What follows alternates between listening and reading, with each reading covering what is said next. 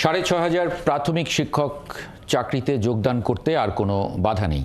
চাকরি বাতিলে হাইকোর্টের রায় স্থগিত করেছে আপিল বিভাগ। সোমবার আপিল বিভাগের জ্যেষ্ঠ বিচারপতি আশফাকুল ইসলামের নেতৃত্বাধীন ৩ সদস্যের আপিল বেঞ্চ এই আদেশ দেন।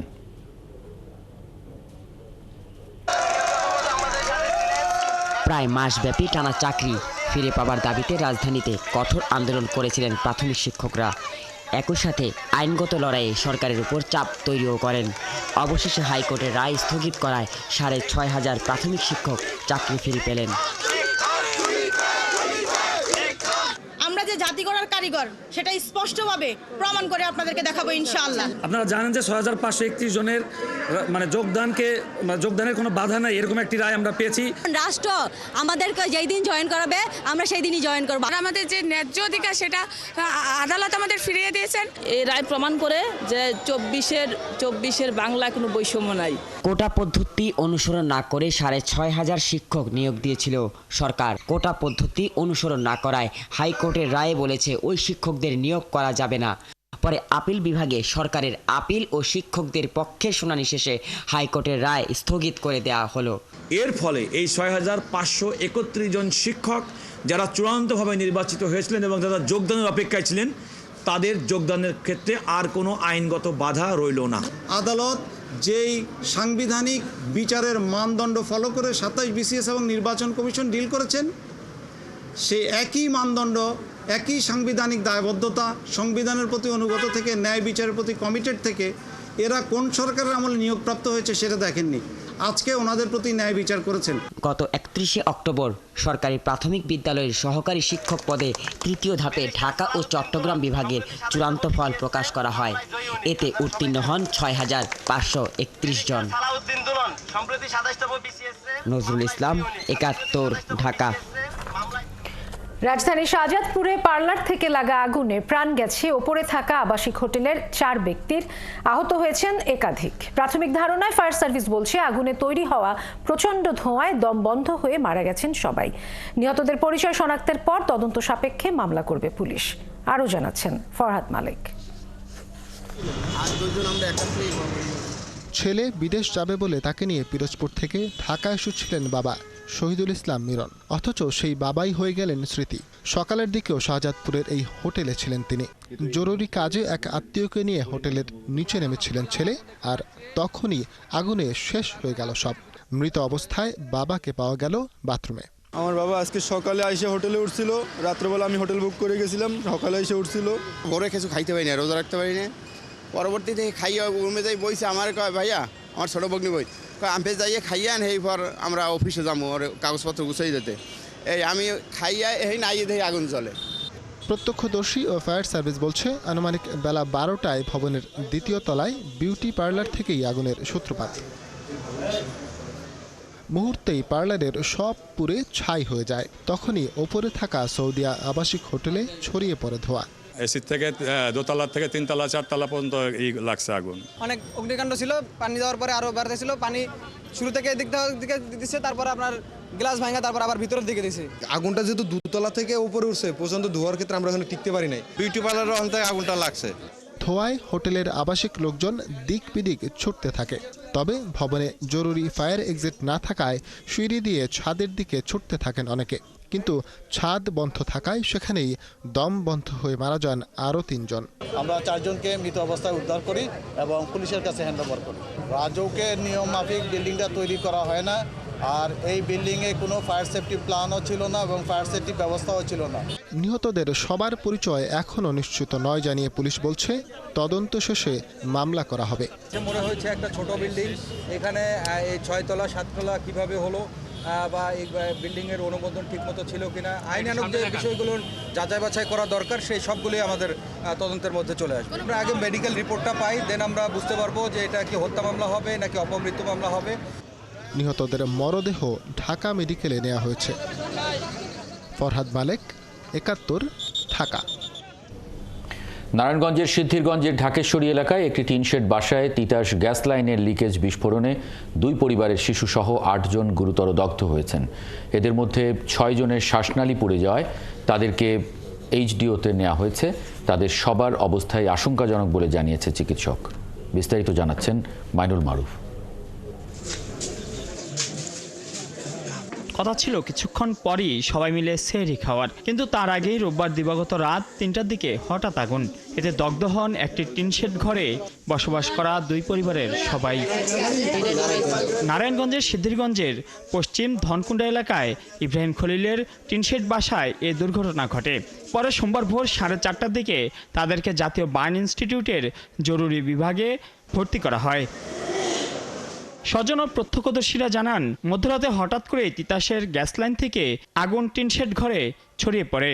এ সময় ঘরে থাকা 2 পরিবারের 8 জনই দগ্ধ হন। দীর্ঘদিন ধরেই সেখানে গ্যাস লিকেজের সমস্যা ছিল বলেও দাবি করছেন তারা। বাড়ির সাইড দিয়ে গ্যাসের লাইন নেওয়া হয়েছে, তার একটু সামনে হইলো আপনার রাইজার, গ্যাসের যে রাইজার। তো আগুন লাগার পর আমার বোন জামাই উনি যদি দরজা না খুলতো সবাই মারা যেত। কয়দিন পরে পরে আপনার স্ল্যাবের ঢাকনা অটোমেটিক উইটা পরে গ্যাস বিস্ফোরণ, রাস্তার যা অবস্থা, মানে গ্যাসের খুবই বাজে অবস্থা। হাসপাতালের আবাসিক সার্জন জানান, দগ্ধ 8 জনের মধ্যে 6 জনের শ্বাসনালী পুড়ে যাওয়ায় তাদেরকে এসডিওতে নেওয়া হয়েছে, বাকিদের রাখা হয়েছে আইসিইউতে। ঘরের মধ্যে আগুন লাগার কারণে ওনাদের শ্বাসনালীও পুড়ে গিয়েছে। তো শ্বাসনালী পুড়ে যাওয়ার কারণে আসলে আশঙ্কাজনক অবস্থায় ওনারা আছেন। 6 জন যাদেরকে আমরা আশঙ্কাজনক বলছি তাদের মেজর বার্ন, 2 জনের হচ্ছে কম বার্ন হয়েছে। দগ্ধদের মধ্যে 3 জন শিশু, 1 জন কিশোর ও 4 জন প্রাপ্তবয়স্ক নারী পুরুষ রয়েছেন। 8 জনের মধ্যে 6 জনের অবস্থায় আশঙ্কাজনক। মাইনুল মারুফ, 71, ঢাকা। প্রধান উপদেষ্টা ডক্টর মোহাম্মদ ইউনূস বলেছেন, রাজনৈতিক দলগুলো, সেনাবাহিনী ও বিদেশিরা সরকারকে সর্বাত্মক সমর্থন দিচ্ছে। বিবিসি বাংলাকে দেয়া সাক্ষাৎকারে তিনি আরও জানান, ছাত্রদের দলের প্রতি সরকারের বিশেষ কোনো সমর্থন নেই। বিস্তারিত নূর নবী সরকারের প্রতিবেদনে। যেহেতু আমরা দেখছি যে এটা সুন্দরভাবে সরকার চলছে, সেই জন্য বিবিসি বাংলাকে প্রধান উপদেষ্টা সাক্ষাৎকার দিয়েছেন। সেখানে এক প্রশ্নের জবাবে তিনি বলেছেন, এই সরকারের প্রতি রাজনৈতিক দল ও এমনকি তারেক রহমানের সমর্থন রয়েছে। ওনার মনে সন্দেহ হয়েছে কিনা এটা হলো কথা। তাদের মনে কেন সন্দেহ তৈরি হয়নি? তো সে কথাই বলছি। আমরা যখন বসি কেউ তো বলে না যে আপনার সন্দেহ হচ্ছে, সব বলছে আমরা আপনাদের সঙ্গে আছি। আমাদের সঙ্গে যে সমস্ত আমাদের সম্পর্কের কোনো ঘাটতি হয় নাই। প্রধান উপদেষ্টার কাছে সম্প্রতি সেনাপ্রধানের দেয়া বক্তব্যের বিষয়ে জানতে চাওয়া হয়। তিনি বলেছেন, সেনাবাহিনী পূর্বের মতোই এই সরকারকে সমর্থন করছে। সেনাবাহিনী থেকে কি আপনি সহযোগিতা পাচ্ছেন? সর্বোত্তমভাবে, একদম প্রথম থেকে যা ছিল এখনো তাই? অ্যাবসলিউটলি। এটা ওনার বক্তব্য, উনি বলবেন। এটা আমার ওনাকে এন্ডোর্স করা না করার বিষয় না এটা। সাক্ষাৎকারে প্রধান উপদেষ্টা বলেছেন, বিদেশি সকল সংস্থা, বন্ধুরা সরকারকে সমর্থন করছে। বলেন, ভারতের সাথে সম্পর্কের ক্ষেত্রে কিছু মেঘ তৈরি হয়েছে, সেগুলোর অচিরেই সমাধান হয়ে যাবে। যে দেশে বলুন, তারা আমাদের উপর আস্থা স্থাপন করেছে, শুধু আস্থা স্থাপন করেছে না, বিপুলভাবে করেছে। বাংলাদেশ ভারতের সম্পর্ক ভালো না থেকে উপায় নেই, সেটার থেকে আমরা বিচ্যুত হতে পারবো না। তবে মাঝখানে কিছু কিছু দ্বন্দ্ব দেখা দিয়েছে, আমি হচ্ছে মেঘ দেখা দিয়েছে। এই মেঘগুলো মোটামুটি এসছে অপপ্রচার থেকে। ছাত্রদের রাজনীতি করার অধিকার আছে জানিয়ে প্রধান উপদেষ্টা বলেছেন, সরকার কোনো দলকে বিশেষভাবে গুরুত্ব দেয় না। সরকার কোনো সহায়তা করে না। 3 জন ছাত্র প্রতিনিধি ছিল সরকারের ভেতরে, যিনি রাজনীতি করতে মনস্থির করেছেন, তিনি সরকার থেকে ইস্তফা দিয়ে চলে গেছেন। উনি প্রাইভেট সিটিজেন হিসেবে রাজনীতি করবেন, এর কার বাধা দেওয়ার কি আছে? আওয়ামী লীগ দেশকে অস্থিতিশীল করার চেষ্টা করছে উল্লেখ করে প্রফেসর ইউনূস বলেছেন, দলটি নিষিদ্ধের বিষয়ে অন্য দলগুলো সিদ্ধান্ত নেবে। সবাই এই দেশের নাগরিক, আমাদের এই দেশের উপরে সমান অধিকার। আমরা সব ভাই ভাই, আমাদেরকে এই দেশেই বাঁচতে হবে, এ দেশকেই বড় করতে হবে। কাজে যে মত দল করবে তো বটে, সব কিছু করবে। কারো কোনো এই দেশ থেকে কেড়ে নেওয়ার, তার অধিকার কেড়ে নেওয়ার কোনো উপায় নাই। কিন্তু যে অন্যায় করেছে, যার বিচার হওয়া উচিত, তার বিচার হতে হবে, এটুকুই শুধু। সংস্কার শেষে এবছর বা আগামী জুনের আগেই ভোট হবে বলে জানাচ্ছেন প্রধান উপদেষ্টা। নূর নবী সরকার, 71, ঢাকা। নতুন দল জাতীয় নাগরিক পার্টির দাবি অনুযায়ী দেশের দ্বিতীয় স্বাধীনতা প্রতিষ্ঠা করতে হলে জনগণের সমর্থন নিয়ে তাদের আগে সংসদে যেতে হবে বলে মন্তব্য করেছেন বিএনপির স্থায়ী কমিটির সদস্য আমির খসরু মাহমুদ চৌধুরী। তার মতে, রাষ্ট্রে নিজেদের চিন্তা ভাবনা বাস্তবায়ন করতে হলে ভোটারদের সমর্থন নিতে হবে। আর জাতীয় নির্বাচন আয়োজনে সরকারের সদিচ্ছা থাকলে ডিসেম্বর নয়, জুনেই সম্ভব বলেও মনে করেন তিনি। রহিম রুমানের প্রতিবেদন। জুলাই অভ্যুত্থানের পর থেকেই বাংলাদেশে সেকেন্ড রিপাবলিক প্রতিষ্ঠা আর সংবিধান পরিবর্তনের দাবি জানিয়ে আসছে বৈষম্য বিরোধী আন্দোলনকারী ছাত্ররা। সবশেষ এসব দাবি পুনর্ব্যক্ত হয়েছে সম্প্রতি তাদের ঘোষণা করা নতুন রাজনৈতিক দলের আত্মপ্রকাশ অনুষ্ঠানেও। এনসিপি নেতাদের দাবি তাদের অন্যতম লক্ষ্যই গণপরিষদ নির্বাচন করে নতুন সংবিধান রচনা করা। আমরা কি সবাই প্রতিজ্ঞা করছি আমরা সেকেন্ড রিপাবলিক করব? এই ইনকিলাব ইনকিলাব ইনকিলাব ইনকিলাব। এরপর থেকেই রাজনৈতিক অঙ্গনে সেকেন্ড রিপাবলিকের পক্ষে বিপক্ষে মত দিচ্ছেন বিভিন্ন রাজনৈতিক দলের নেতারা। সোমবার সকালে জাতীয়তাবাদী কর আইনজীবী ফোরামের নেতাদের নিয়ে দলের প্রতিষ্ঠাতা সাবেক রাষ্ট্রপতি জিয়াউর রহমানের কবরে শ্রদ্ধা জানিয়ে বিএনপি নেতা আমির খসরু বলেন, যে কোনো রাজনৈতিক দল তার মতামত প্রতিষ্ঠা করতে চাইলে নির্বাচিত হয়ে সংসদে যাওয়ার কোনো বিকল্প নেই। সবার যে চিন্তা ভাবনা ধারণা এটা নিয়ে জনগণের কাছে যেতে হবে নির্বাচনের জন্য, এবং নির্বাচনে গিয়ে তারা যার যার যেটা ম্যান্ডেট নিতে চায় জনগণের কাছ থেকে, তাদের বিষয়গুলো জনগণের কাছ থেকে ম্যান্ডেট নিয়ে পাশ করে সংসদে আসতে হবে এবং সংসদে সেগুলো পাশ করবে। সুতরাং সবচেয়ে বড় কথা হচ্ছে সবার অধিকার আছে তাদের কথাগুলো বলার, তাদের চিন্তার, কিন্তু বিষয়টা হচ্ছে আপনি নির্বাচনের মাধ্যমে জনগণের ম্যান্ডেট নিয়ে সেগুলো আপনি সংসদে এনে পাশ করতে হবে। সুতরাং আমরা মনে করি আমরা স্বাগত জানাই, ওটা ওদের চিন্তাটা ওরা বলেছে, অন্যান্য দল তাদের চিন্তার কথা বলছে। নির্বাচন নিয়ে সরকারের বক্তব্য বিএনপি কিভাবে মূল্যায়ন করছে এমন এক প্রশ্নের জবাবে তিনি বলেন, সদিচ্ছা থাকলে ডিসেম্বর নয় চলতি বছর জুনের মধ্যেই নির্বাচন আয়োজন করতে পারে অন্তর্বর্তী সরকার। নির্বাচন তো জুন মাসের মধ্যে সম্ভব। নির্বাচন কমিশন যেটা বলছে তারা তো তাদের প্রস্তুতি সম্বন্ধে কোনো সন্দেহ তো কেউ প্রকাশ করছে না। সুতরাং এটা তো সরকারকে বলতে হবে, সরকারের পলিটিক্যাল উইল থাকতে হবে, ইচ্ছা থাকতে হবে, এবং সেটার অপেক্ষায় জনগণ আছে। এক এক দিন যাচ্ছে গণতান্ত্রিক সরকার ব্যতীত এক এক দিন সমস্যা বাড়ছে। এটার একমাত্র উত্তর হলো গণতান্ত্রিক অর্ডারের মাধ্যমে নির্বাচিত সরকারের মাধ্যমে জবাবদিহি দায়বদ্ধ সরকার গঠন করে যাদের পলিটিক্যাল ওয়েট থাকবে। এদিকে নয়াপল্টনে দলের চেয়ারপারসনের উপদেষ্টা শাহিদা রফিকের জানাজায় অংশ নেন দলটির নেতাকর্মীরা। সেখানে বিএনপি নেতা রুহুল কবির রিজভী দাবি করেন, বিচার বিভাগ সহ সরকারি প্রতিষ্ঠানগুলো এখনো পুরোপুরি কার্যকর হয়নি। একটা অবাধ সুষ্ঠু নির্বাচনে সকলের অংশগ্রহণ নিশ্চিত হয়, এই পরিবেশগুলো এখন মানুষ নিশ্চিত করতে চায়। রহিম রুমন, ৭১, ঢাকা। জিয়া চ্যারিটেবল ট্রাস্ট মামলায় আপিলের রায়ে খালাস পেলেন বিএনপি চেয়ারপারসন বেগম খালেদা জিয়া। এর আগে তাকে খালাস দিয়েছিল হাইকোর্ট। হাইকোর্টের ওই রায়ের বিরুদ্ধে রাষ্ট্রপক্ষ ও দুদকের করা লিভ টু আপিল খারিজ করেন আপিল বিভাগের ৩ বিচারপতির বেঞ্চ। ফলে এই মামলা থেকে খালাস পেলেন খালেদা জিয়া। আরও জানাচ্ছেন সৈকত সাদিক। জিয়া চ্যারিটেবল ট্রাস্ট দুর্নীতি মামলায় ২০১৮ সালের ২৯ অক্টোবর বিএনপির চেয়ারপারসন বেগম খালেদা জিয়ার ৭ বছরের সাজা হয়। পরের বছর ৩০ এপ্রিল তার করা আপিল শুনানির দিন ধার্য হলেও তখন আর এটির শুনানি হয়নি। এই মামলায় গেল ২৭ নভেম্বর হাইকোর্ট থেকে খালাস পান খালেদা জিয়া, কিন্তু এরই পরে ওই রায়ের বিরুদ্ধে আপিল করে দুদক ও রাষ্ট্রপক্ষ।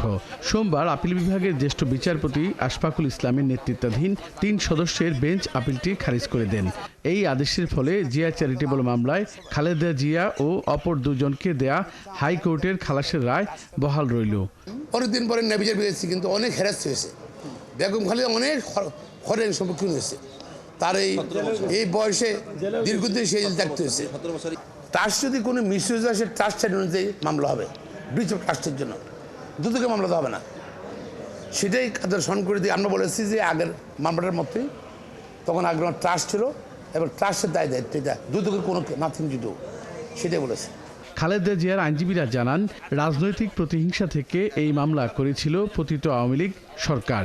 বেগম খালেদা জিয়ার পক্ষে মামলার করা বিচারকরা পুরস্কৃত হয়েছেন বলেও জানান তারা। ট্রায়াল কোর্ট এবং হাইকোর্টের যে জাজ এই মামলার ফাইলে হাতে ধরেছে, সেই জাজের ভাগ্য খুলেছে, সেই জাজের প্রমোশন হয়েছে।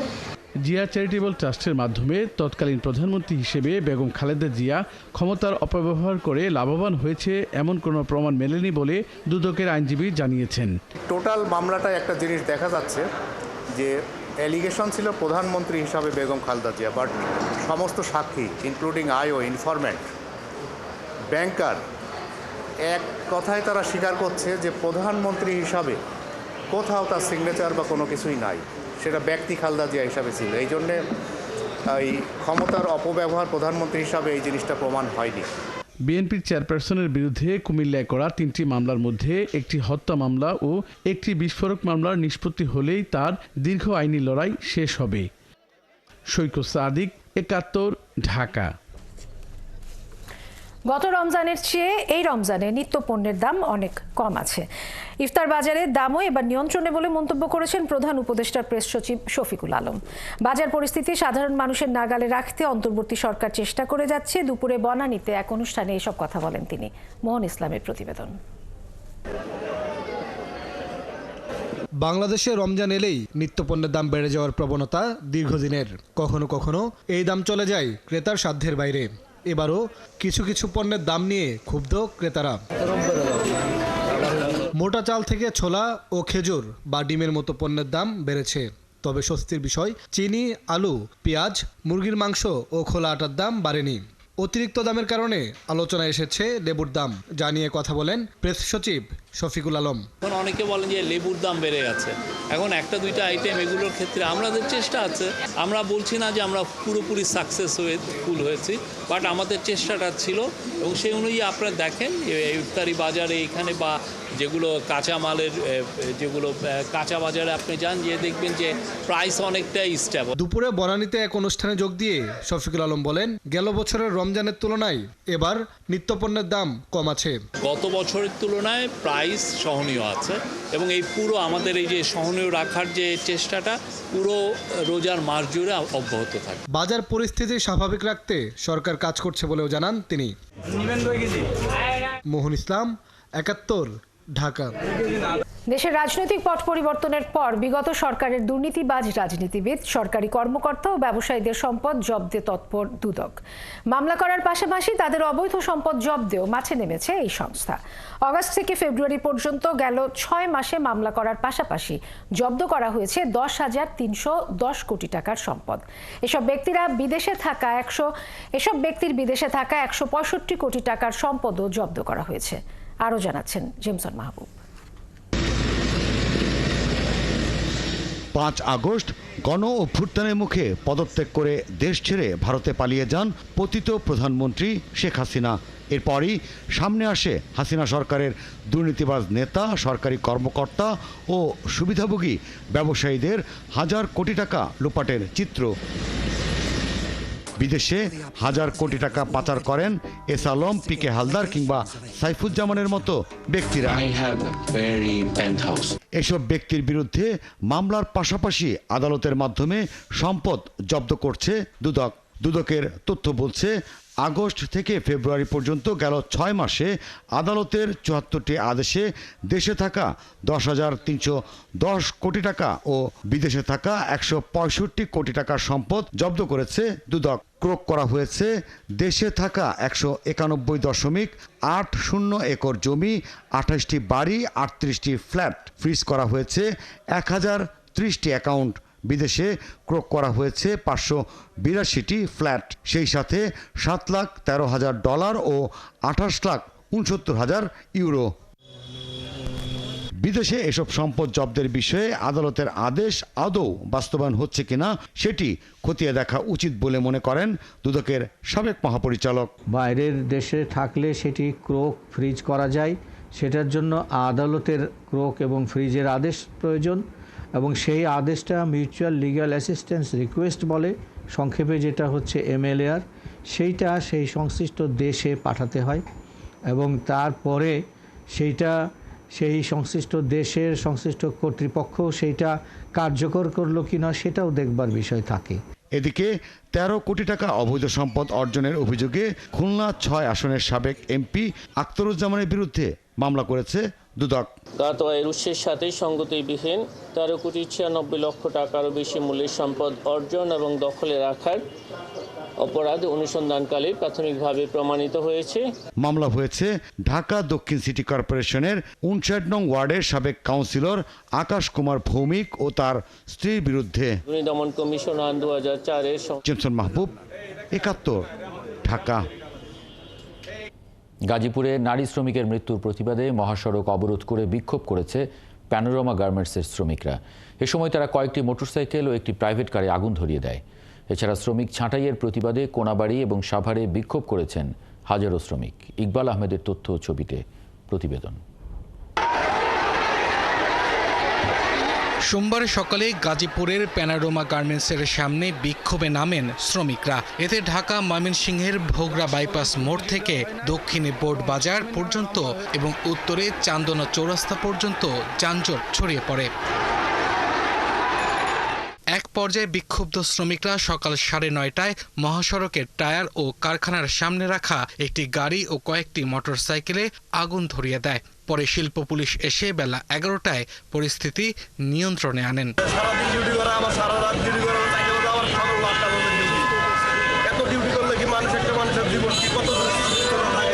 শ্রমিকরা জানান, রবিবার কারখানার নারী শ্রমিক আফসানা আক্তার অসুস্থ হয়ে কর্তৃপক্ষের কাছে ছুটি চান, কিন্তু কারখানা কর্তৃপক্ষ তাকে ছুটি দেয়নি। পরে জানা যায় তিনি কারখানার ছাদ থেকে পড়ে মারা গেছেন।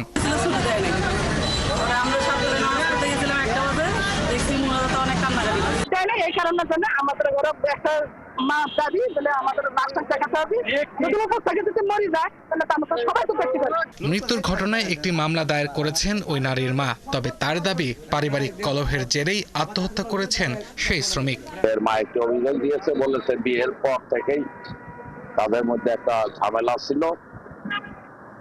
ওই ঝামেলাকে কেন্দ্র করেই তাদের মধ্যে পারিবারিক অসন্তোষ ছিল। সে স্বামীর প্ররোচনায় সে আত্মহত্যা করেছে। এদিকে 2200 শ্রমিক ছাঁটাইয়ের প্রতিবাদে কোনাবাড়ি এলাকায় বিক্ষোভ করেছে কেয়া গ্রুপের 2 কারখানার শ্রমিক। এতে সেখানেও সড়কে দেখা দেয় যানজট। আর রোজার মাসে কর্মঘণ্টা কমানো, পারিশ্রমিক বাড়ানো সহ বিভিন্ন দাবিতে ঢাকা আরিচা মহাসড়ক অবরোধ করে বিক্ষোভ করেছে ডাইনামিক সোয়েটার কারখানার শ্রমিকরা। এ সময় তারা একটি পোশাক কারখানায় হামলা চালিয়ে ভাঙচুর করেন। এতে কয়েক কিলোমিটার জুড়ে সৃষ্টি হয় যানজট। 3 মাস আগে আন্দোলন করেছি, তারা আমাদের আশ্বাস দিয়েছে, কিন্তু আশ্বাস অনুযায়ী তারা আমাদের প্রতিশ্রুতি তারা রক্ষা করতে পারে নাই। 8টার পর থেকে আমাদের 5টা পর্যন্ত জেনারেল ডিউটি করতে হবে, সেখানে আমাদের ডিউটি করছে 8টা থেকে 8টা পর্যন্ত। পরে শিল্প ও জেলা পুলিশের ঊর্ধ্বতন কর্মকর্তারা ঘটনাস্থলে এসে শ্রমিকদের সঙ্গে কথা বলেন। এ সময় কর্তৃপক্ষের সঙ্গে কথা বলে দাবি পূরণের আশ্বাস দিলে শ্রমিকরা অবরোধ তুলে নেয়। আব্দুল মামুন, ৭১। ৪৯,০০০ কোটি টাকা কমিয়ে ২,১৬,০০০ কোটি টাকার বার্ষিক উন্নয়ন কর্মসূচি অনুমোদন করেছে জাতীয় অর্থনৈতিক পরিষদ। এনএসির বৈঠক শেষে পরিকল্পনা উপদেষ্টা সাংবাদিকদের জানান, অপ্রয়োজনীয় প্রকল্পের ব্যয় কমাতেই এই সিদ্ধান্ত নেওয়া হয়েছে। তিনি বলেন, দুর্নীতি রোধ করে প্রকল্প প্রণয়ন ও সরকারি ক্রয় পদ্ধতি আরও স্বচ্ছ করার উদ্যোগ নিয়েছে সরকার। রিয়া সেজানের প্রতিবেদন। চলতি অর্থবছরের জুন থেকে জানুয়ারি পর্যন্ত 7 মাসে বার্ষিক উন্নয়ন কর্মসূচির বাস্তবায়ন হয়েছে 22%-রও কম, যা গত কয়েক বছর ছিল 28 থেকে 30%।